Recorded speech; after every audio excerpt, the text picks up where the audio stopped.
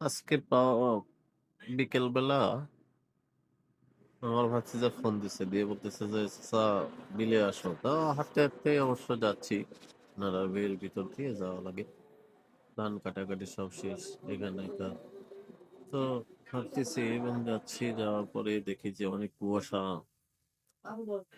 এইসব ফাঁকা জায়গাগুলো অনেক ঠান্ডা হয়ে ধান কেটে রাখছে, এখন ডাল কেটে রাখছে, শুকাচ্ছে এগুলো। যাইতে যাইতে দেখি যে ভাতিজা আমার একটা মসজিদ তৈরি করা শেষ। এখন ওই মসজিদগুলো হেঁটে দেবে। তো এটা হলো আমাদের বিল।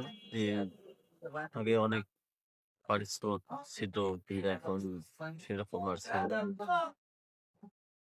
তো এটা দেখলেন যে এইভাবে এই ডাটাগুলো তৈরি করা হয়, মাছ লেগে রাখা হয়েছে, এগুলো এখন পানিতে দেওয়া হবে। দেওয়ার পরে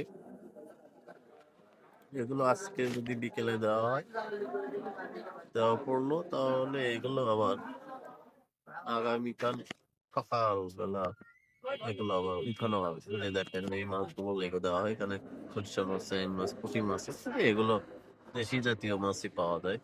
টেপা বসাইছিল তো সেই টেপা।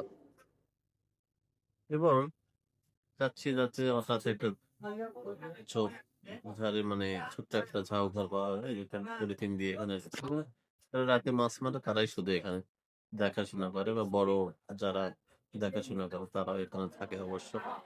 তো ঝোপঝাড়ের ভিতর দিয়ে যাচ্ছে তো যাচ্ছে এভাবেই।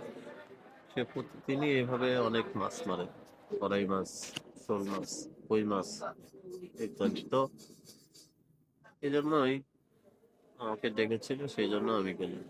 ভালোই লাগলো, পরিবেশটা অনেক সুন্দর। অনেকদিন হলো যাওয়া হয় না, সেই জন্য অবশ্য ঘুরতে গেলাম। ধন্যবাদ।